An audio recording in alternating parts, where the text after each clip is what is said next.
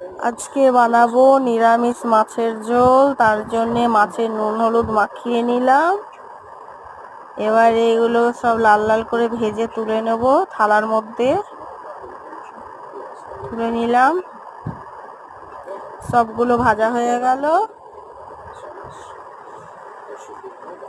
এবারে মিক্সিতে জিরে লঙ্কা গুঁড়ো দিয়েছি। এবারে দেখো আদা টমেটো দিলাম, মিক্সিতে পেস্ট করে নেওয়া হয়ে গেল। এবার দেখো আমার মেয়ে ভিডিও করতে গিয়ে কি করেছে। এবারে কড়াইতে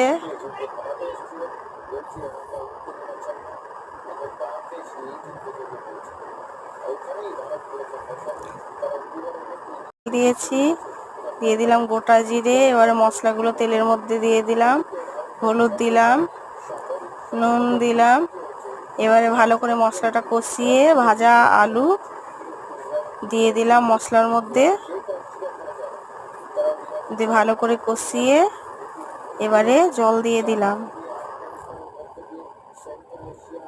ভালো করে জলটা ফুটে এলো। ভেজে রাখা পটল আর ভেজে রাখা ঢেঁড়স ঝোলের মধ্যে দিয়ে দিলাম। এবারে ভেজে রাখা মাছগুলো সাজিয়ে দিলাম। এবারে ফুটে গেল ঝোলটা। এবার নামিয়ে দেখুন, দারুণ হয়েছে বন্ধুরা নিরামিষ মাছের ঝোল।